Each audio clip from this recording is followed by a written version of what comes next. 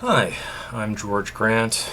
Welcome to the Psychodynamicist, discussing all forms and varieties of psychodynamic therapy. Today I'd like to talk about the form and function of the treatment frame and contract. The contract just being the understanding between the therapist and the patient. What's supposed to happen between the therapist and the patient in all manner of form within the therapy. And the frame is sort of the structure of that contract. So let's begin. So at first, many people are not quite ready to come in for therapy. It might take them several tries, and they might need to resolve their ambivalence around that. So allow them to call and make the appointment. And when they call, ask when they would like to come in. If the time is available, give them the time. If the time is not available, other hours could be suggested. If those are unsuitable, they're invited to call back at a specific future time, right? So if none of the times they're given, if they have a lot of difficulty in, deciding what time should be the time that they want to come in, it might be best to ego-syntonically mirror that ambivalence.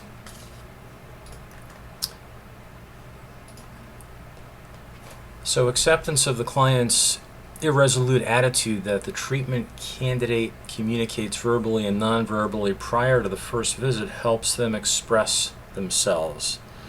So as I said, an ego-syntonic mirror of their own ambivalence toward coming to therapy. It's a big decision to come to therapy. And there's no objection to someone else making the appointment and escorting the client to the appointment, provided the client agrees and has not been coerced. There's nothing worse than Party A deciding for Party B that Party B needs therapy. Not a good way to start.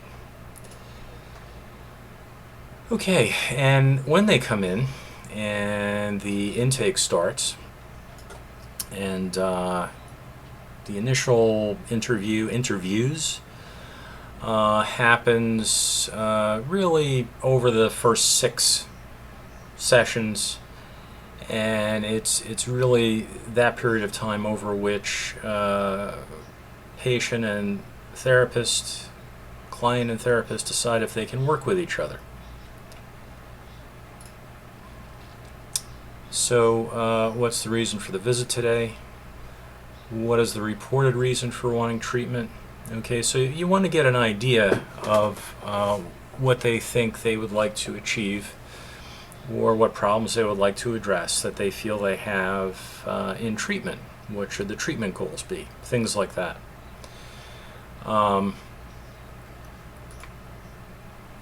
Typically, they'll say something like, I don't want to feel this way anymore. Negation is not heard in the unconscious, so that quite often is a key to the patient's repetition compulsion. So if you take the negation out, I do want to feel this way anymore, right? It's this lather, rinse, repeat mindset that they've sort of got themselves into, and is really the the basis for understanding the entire therapy. And you may get insight into that in the first session. So in these first few sessions, be very clued into to what it is they're saying. Ask about what problems do they want help with. How should we go about this? And it's often interesting to check over time, and also the divergence between, it's often illustrative to note the divergence between what they say it is they want and what the psychotherapeutic insight is about what it is they're doing, right? So there's always something that they're acting out in the treatment, in the room with you, that they're very likely not aware of. Diagnosing psychopathology during the initial interview, or really ever for that matter, I mean, I don't see the value in that. May cause not only a severe narcissistic injury, right? It may cause them to self-attack or even to get very attacking toward you, but can also cause the client to identify with the diagnosis. In other words, they're going to take that label and they're going to wear it proudly, and it's going to be very difficult to dissuade them at some future point to put that label down, and it's going to be a potentially a very strong identification. The analyst only needs to gather enough information to decide if the clinician can work with the client effectively and wants to work with them. So in the first 6 sessions, you'll make a determination whether this is somebody that you can really work with or not. And if you choose not to, you can refer them elsewhere, right? So when you're going through the paperwork, because what you do during the intake process is you basically fill out paperwork and gather information. And the filling out of paperwork becomes an object-oriented process. So as you're building the relationship, the attachment, you're doing this object-oriented activity, which actually takes place outside of this nascent relationship, right? So in that sense, it's object-oriented, it's out there. Questions about the client's situation directly affecting treatment. So these would include what was their family of origin like, mother, father, siblings, did the parents remain together, were there any traumatic events, etc. Present family, are they married, significant other, children, things like that. Present circumstances in their life, love life, working life, that might bring them into treatment. Past or current substance abuse, past or current mental health treatment, medical history, including chronic conditions and medications. If you have to, call EMS, you'd want to know a little bit about maybe what might be going on, or be able to tell the EMS workers what's happening there. Various required legal documents.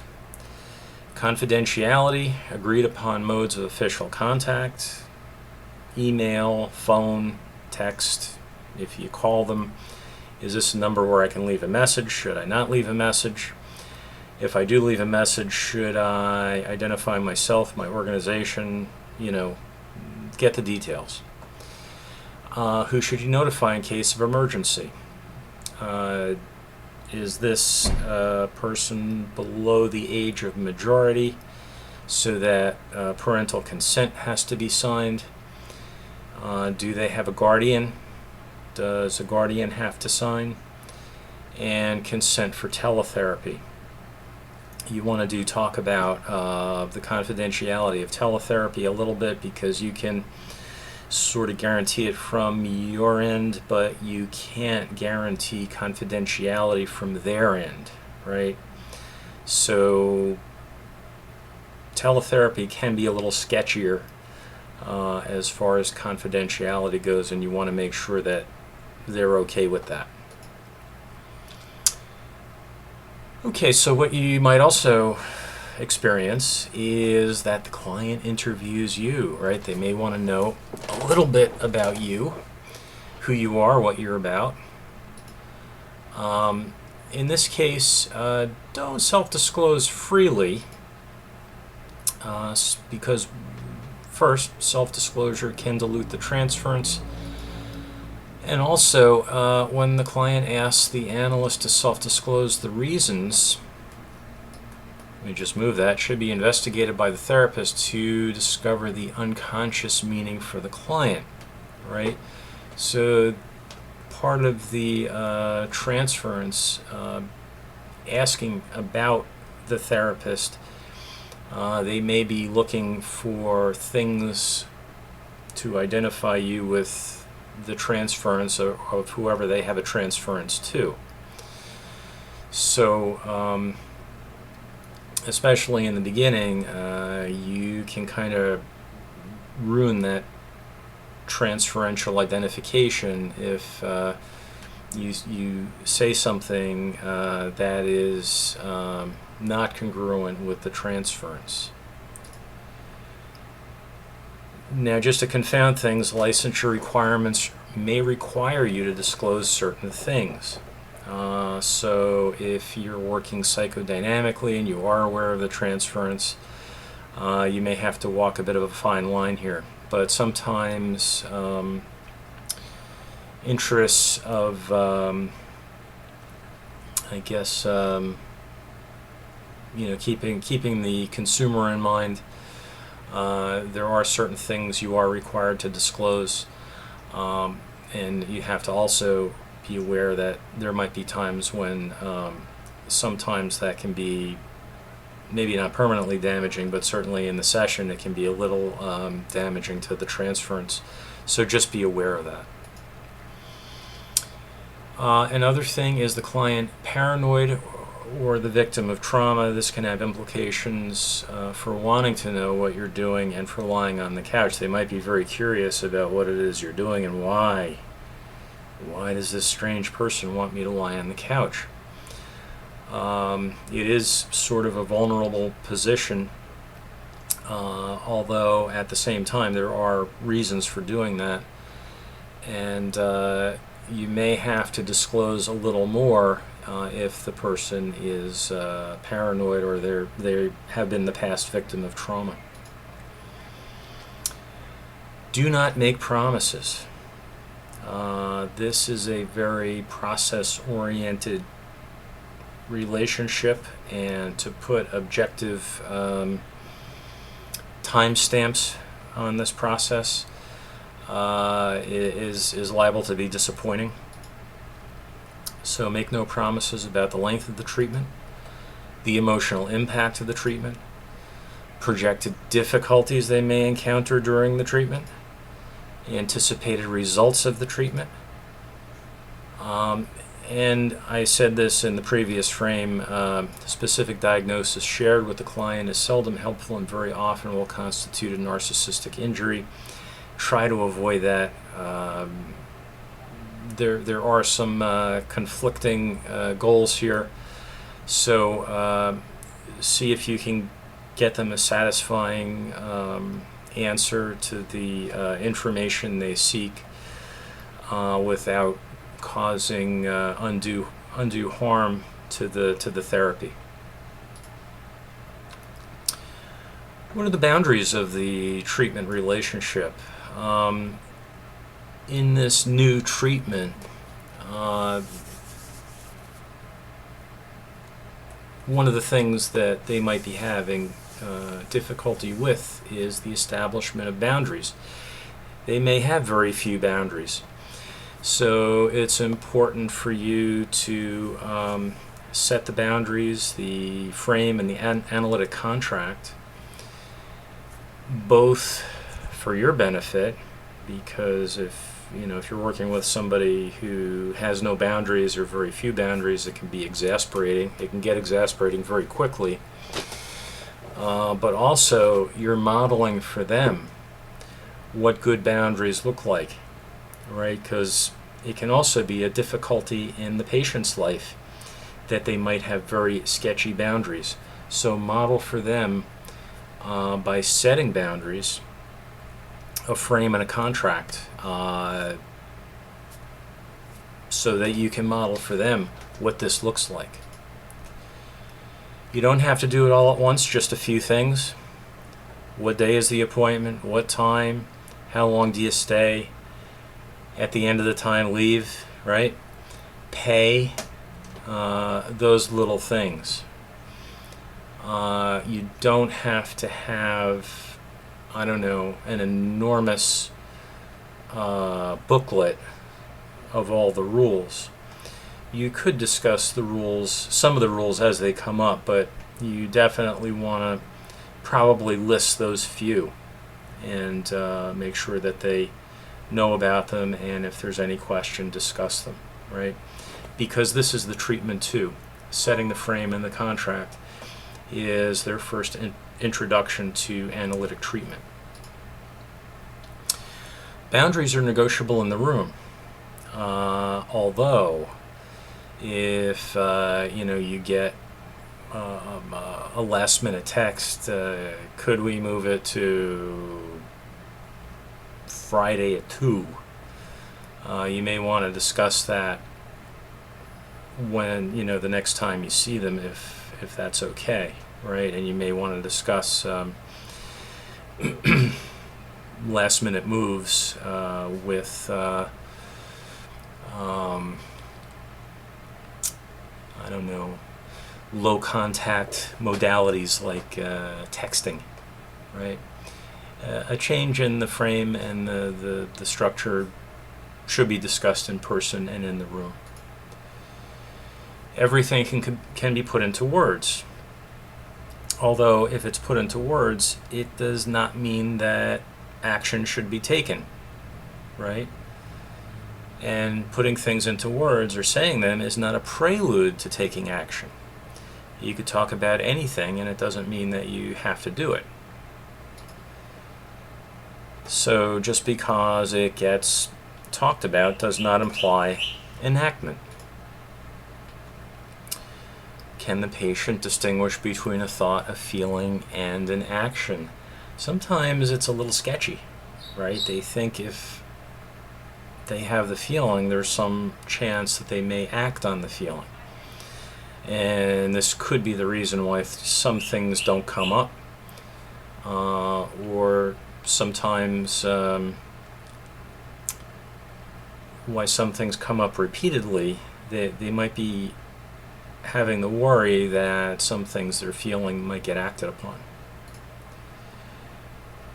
So, beginning of the contract is what should be the frequency, duration, and the fee of the sessions. So you've already, on the phone, you've already decided when they should come in, the day and time of the initial consultation. Make a little note of were they there early, on time, or were they a little late? Okay, so the rule of thumb is, and I'm not really sure where this comes from, but if you're early, you're anxious. If you're on time, you're obsessive. And if you're late, you're angry. So the client can't win. But you may want to just keep that in mind. When do they show up? So how many times per week should you meet?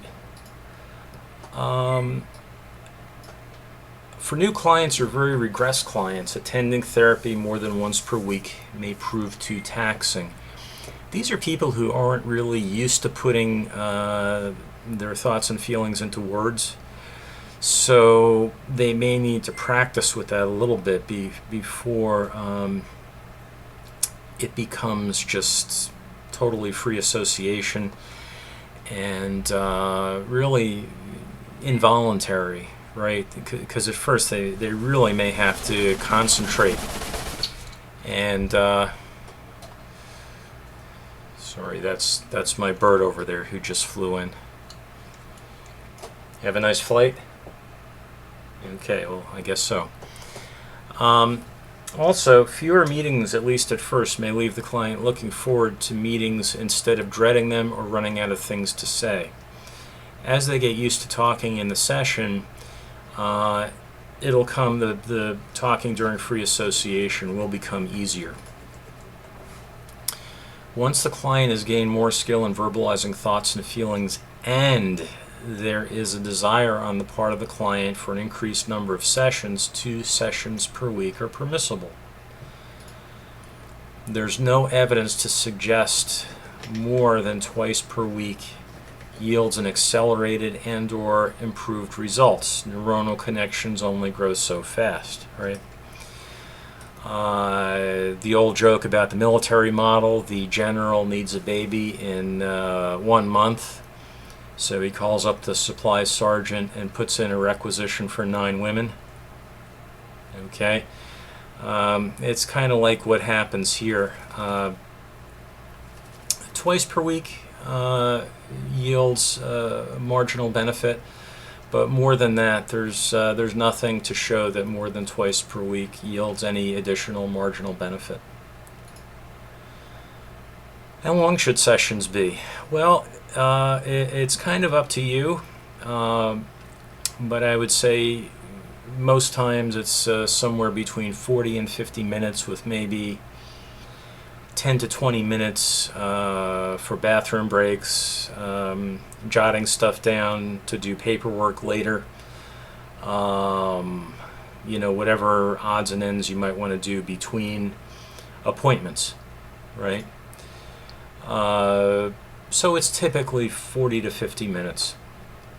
Again, this is negotiable with the client. If at first they would like a much shorter session, that's up to them and you.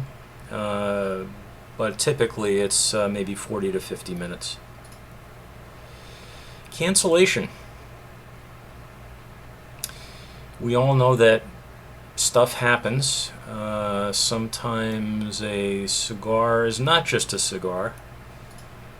Medical cancellations are accepted without penalty.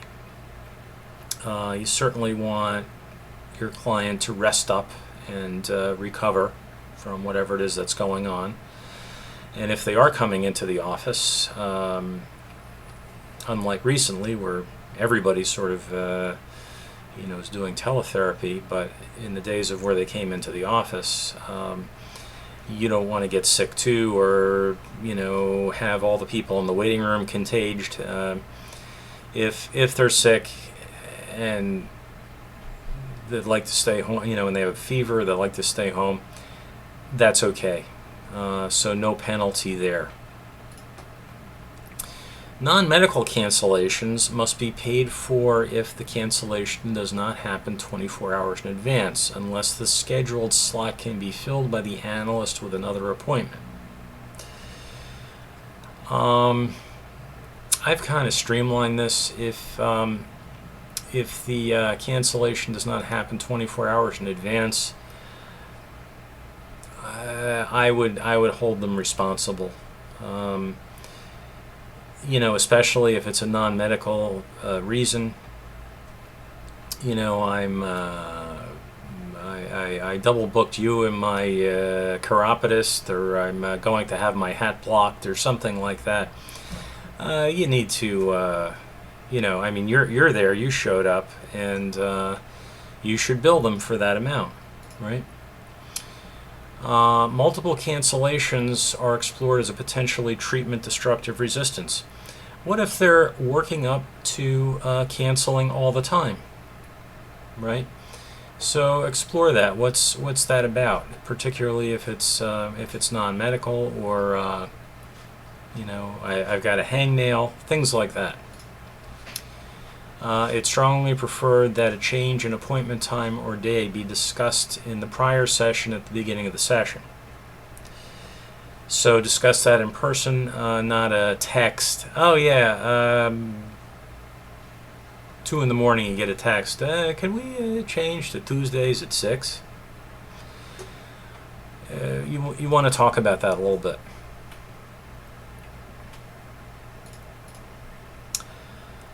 So take time to explore and take time to record the change. Don't try to avoid double booking. So don't worry about taking time out of the session. You want to make sure that you make note of it. If you're using some appointment schedule in your phone, take your phone out, open the software, make the change, double check with the client, save the change. Okay, so make sure you want to avoid double booking as much as possible. Teletherapy can make therapists forget the wasted commute and render the boundary unclear for them and the client. I know it's if you're using Zoom or something equivalent, I know it's a short commute, but the boundary should still exist. So if there should be a change, make sure that gets talked about and treat it as a real boundary to be negotiated. Not just because that you're there and they're not, but also because you're modeling the boundaries that they should have too, right? A no-show. Well, there's no time in the unconscious, right? Time is a phenomenon of the conscious mind, and occasionally they may just completely forget. I notice this with people who teach. Sometimes at the transition from the school year to summer, or summer to the school year, when the whole schedule changes, sometimes they forget. So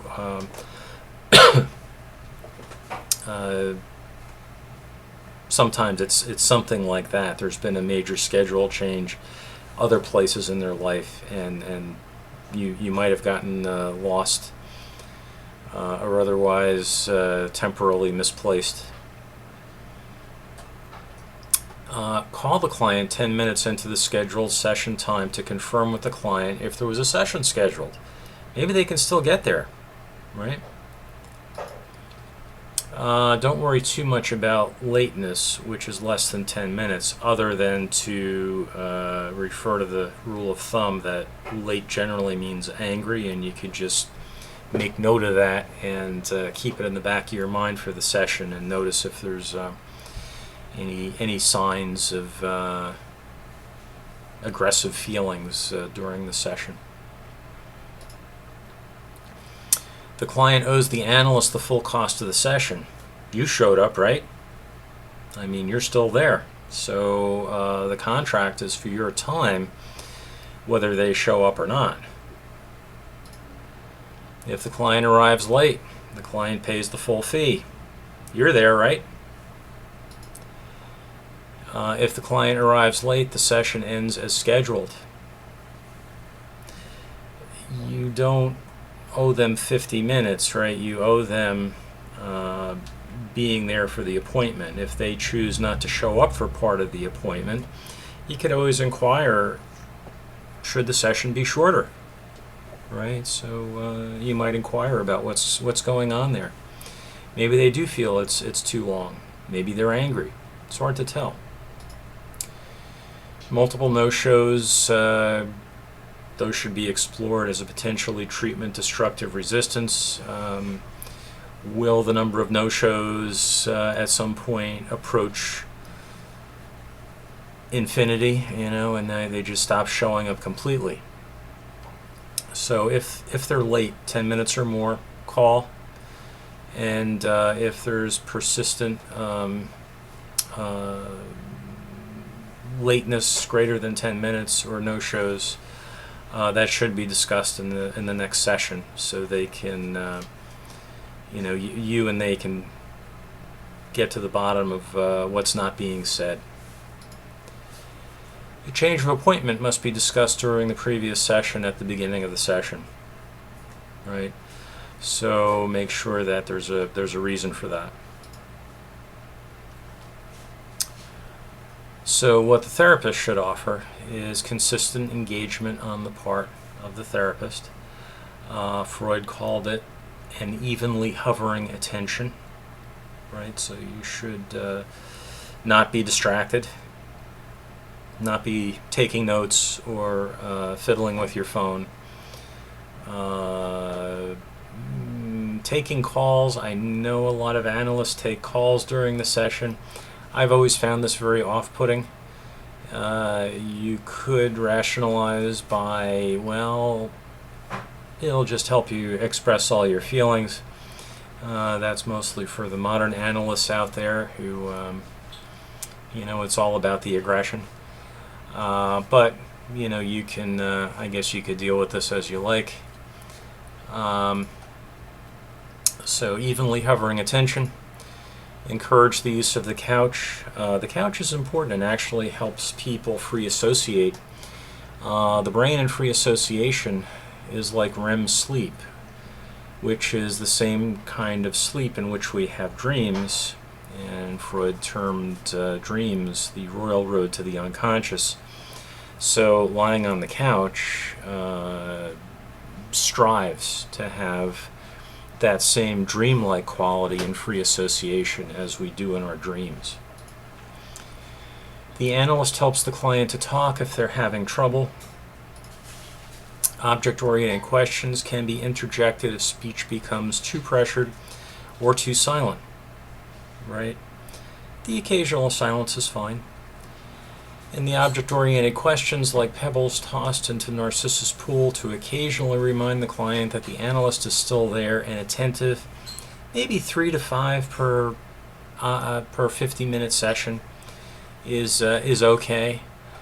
Sometimes you'll just get people who are on a tear, and you couldn't squeeze an object-oriented question between sentences if you tried, which tells you a few things. Sometimes during phone sessions, if you're doing a session on the phone, it's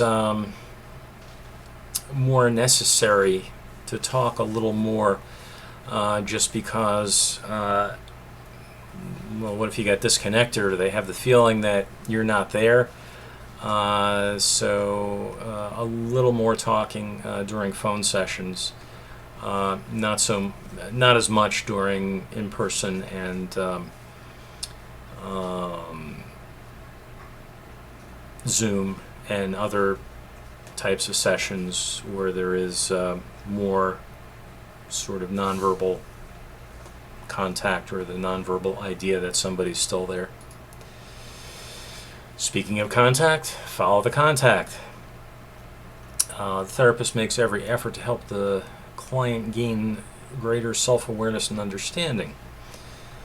So following the contact means let them talk, right? Outside of the 3 to 5 object-oriented questions, if they don't make contact, if they don't ask you a question, let them talk, right? It's about their free association. This is their session, not yours. If they do make contact, you can treat it as maybe a transference communication and say something about what they just said. Try not to bring anything up that's completely random, right? But follow the transference communication with your own response to that transference communication. You won't get a lot of contact at first, right? Usually it happens as time passes. So right away, you mostly help them to talk, and also, if there's pressured speech, you remind them that you're there by the occasional object-oriented question. That's all you really need to do. Clarifications of the therapist's involvement if necessary and as prompted by the client, right? So if they ask, you respond. Otherwise, if they're talking, that's what needs to happen. Timely payment. Modeling good financial hygiene for the client might mean more financial success for the client and higher fees for the analyst in the future, right? Payment every session, monthly or other. Sometimes I've seen therapists have the payment as a part of the session, right? So payment every session, or it could be like on a monthly basis. If both parties are amenable, no objection to either. I've seen both. I think, as long as there's agreement, it's fine. Non-payment does not always mean the treatment must end, but every effort should be made to explore possibilities for payment with the client. Treatment should not continue without payment if there is a sense of entitlement on the part of the client, or if there's a sense that the growing tab is intolerable to the client or the analyst. So if they really think that they deserve it, that they've given this person enough money anyway.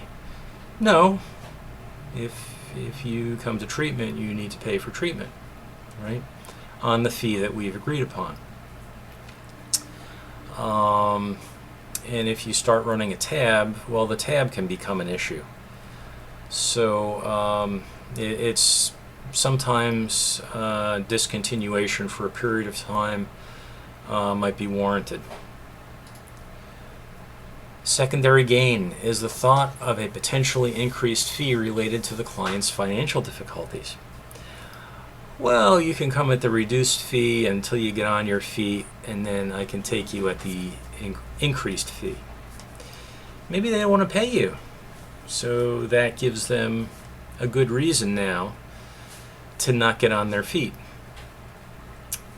So, not always a good idea, right? So, think about a fee that is amenable to both people. What's the reasonable fee? I'll go to a Venn diagram, but I'll tell you a story that I had a mother and a child come in. The mother wanted therapy for the child, and I got a whole story about all the financial difficulties the mother was going through. And we decided on a fee that was probably a little less than what I should have accepted. And I knew that because 2, 3, 4 weeks later, I was looking out the window at the consultation center, and I noticed that she dropped off her son in a brand new Cadillac Escalade.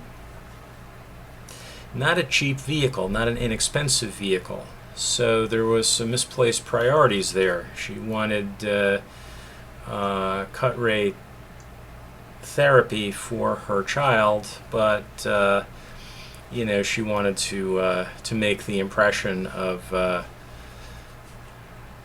opulence in her vehicle. So I should have helped her to get top of the line therapy by asking for a higher fee. So what does that mean exactly?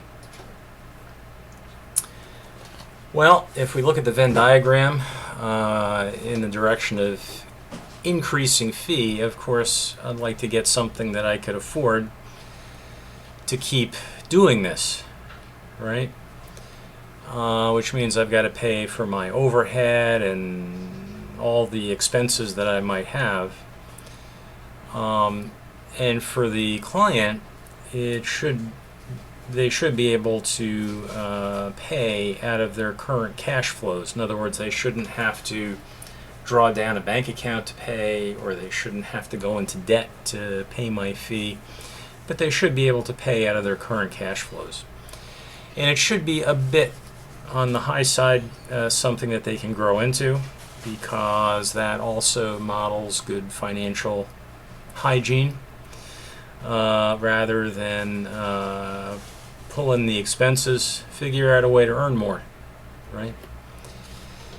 Because if your client begins to earn more, you can ask for more money. So something that both the client and the therapist feel is reasonable, an amount that the client can afford out of their current personal cash flows. Regular increases. you probably want to get used to the idea of doing this, because you just having inflation around will it's like taking a yearly pay cut. So on regular intervals, you'd like to increase the fee. Setting the fee, an amount agreeable to both. Don't forget, if you lowball yourself, you're probably going to feel a little bit resentful. I remember the lady with the Escalade and the cut rate therapy she got for her child.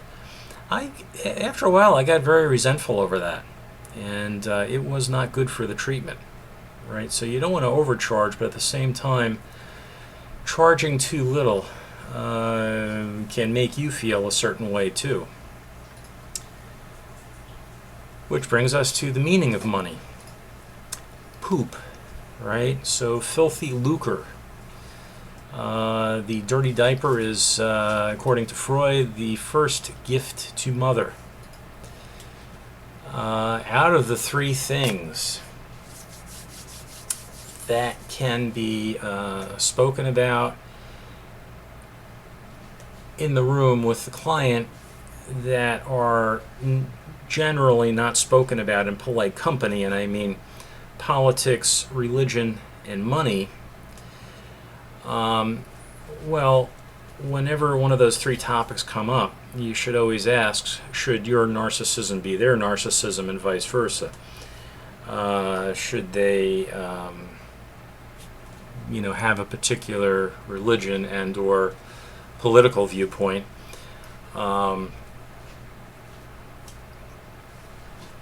As somebody who has sat through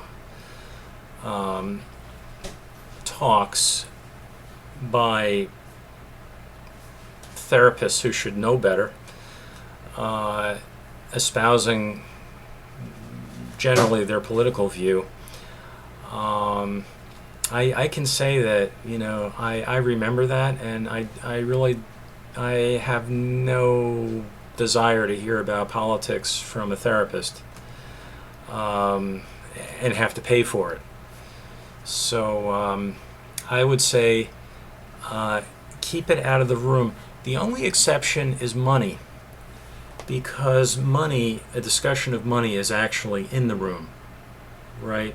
So the fee for treatment, the fee is actually part of the analytic contract and frame, and as such can be brought into the room. Politics and religion, it's too abstract, too far out of the room. It's going to cause a narcissistic injury, and what can I tell you? Some joints are tougher than others. Don't do that, right? So money, yeah, you got to talk about it. Politics and religion, no. So money is acceptable to talk about as it's a concrete matter in the room involving both the client and the analyst. Religion and politics are simply invitations for both client and analyst to split, project, and go out of the room. Some joints are tougher than others. Get used to it. The only malpractice in education, and this has as much psychoeducation as it is process work oftentimes, and modeling, the only malpractice in education is telling people what to think instead of how to think, right? And I would say it's not really telling them, it's really modeling for them how to think instead of what to think, right? Ooh, some odds and ends. Should the client keep the books? I have seen approaches to managing the fee where the only time that the pretty much the client keeps track of the records, and per session or at the end of the month, the client writes a check. The check is given to the analyst, and the only time that any question or the payment comes up is that the analyst says thank you very much, or when the analyst records are different than the client's records, right? So again, this is modeling good financial hygiene, which is so important for not only the client to get what it is they want, but for you to get what you want, which is maybe eventually a higher fee. It's another help in making the unconscious conscious, which is what all this is about. And payment at the beginning of the session is better if there's the idea that the payment should be discussed, not necessarily a strict rule though. A lot of times it happens at the end of the session. Issues around confidentiality and third parties, be very careful about this. Do remember that with things like Zoom, you can guarantee the confidentiality where you are, but you can't necessarily guarantee the confidentiality where the other person is. This goes up by order of magnitudes for groups online, so you want to have them sign some kind of a consent if you're doing therapy on Zoom or in groups, especially groups. These issues could be talked about in addition to legal documents signed. Like many aspects of the analytic contract, they may need revisiting, right? Because you don't want to read a list like it's, I don't know, the legal code or something, because it's going to seem daunting. You want to hit the high points right off the bat, but the more minor aspects and the more nuanced aspects of the rules can be touched on as they arise in the analytics session. In fact, in so many ways, the ongoing, never-ending negotiation is the contract and is the therapy. Intersession contact, this is a biggie. You may want to ask, can it wait until the next session? What would be an appropriate number of contacts? I'm thinking of maybe the borderline person who sends you 50 or 100 texts at 2 in the morning. What length of contact? Do you want an elaborate disquisition in the form of email that they're going to expect you to read by the next session? What mode of contact is? Are emails okay, or phone messages okay, or texts okay? What's okay for you? Phone, email, letter, journal, text, social media. Social media. Teleconference. Well, if it's a virtual contact, there's no way to avoid that. You do want to make them aware that you can guarantee the anonymity on your end, but not necessarily on their end. So that's the limitation of the format. And in the event of emergency, unless you want to start offering emergency services and start billing yourself as a psychiatric emergency room, highly not recommended. Call 911. As a matter of fact, you may want to have that in your voicemail message somewhere. Okay? You do not dispense emergency services. So compliance and the external legal matters, well, make them as aware as possible. Are they compliant with medication? Other involvement in therapeutic structured activity? Are they going to their programs? If it's substance abuse, are they attending AA and NA meetings and things like that? Suicidality, which would be a whole different presentation, way beyond the scope of this.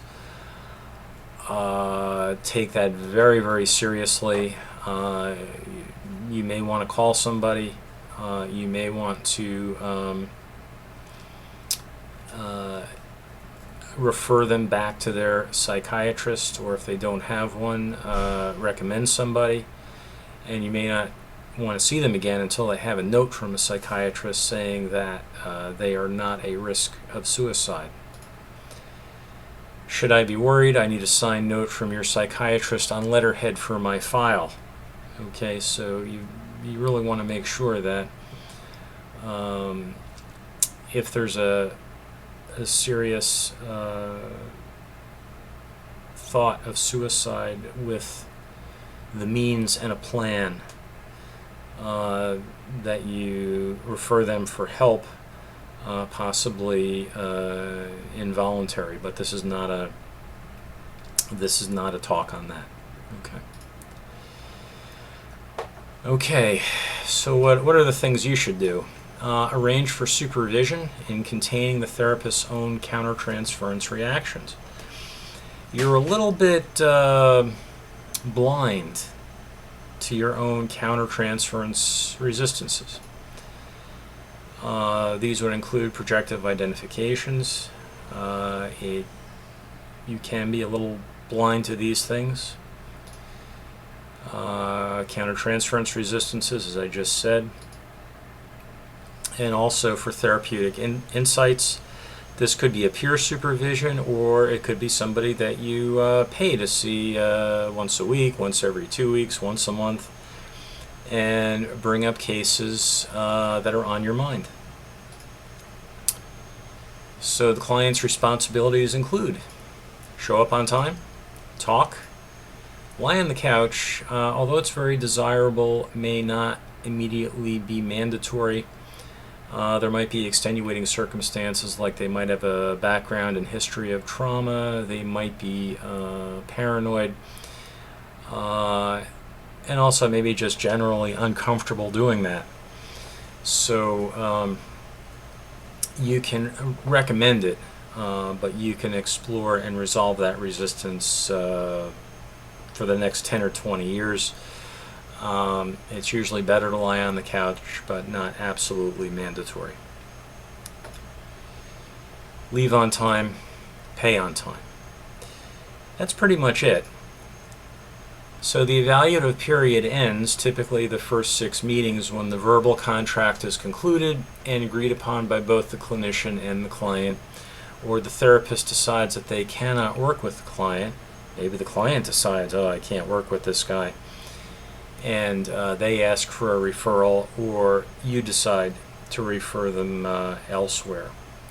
At any rate, the form and function of the treatment frame and contract is not only deciding who does what when,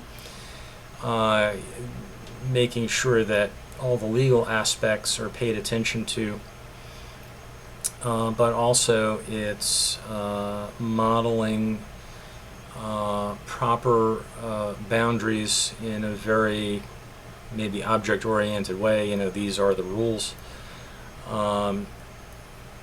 to what is required for both client and clinician in order to be in therapy. And it's actually the start of the psychodynamic relationship, right?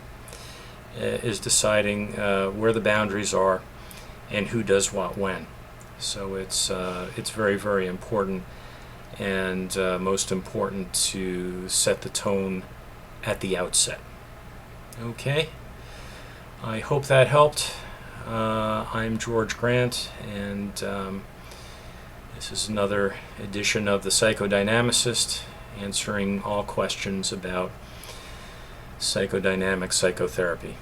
Okay, if there's any questions, remember you can ask questions below, and don't forget, like the video. Okay, hope to see everybody soon.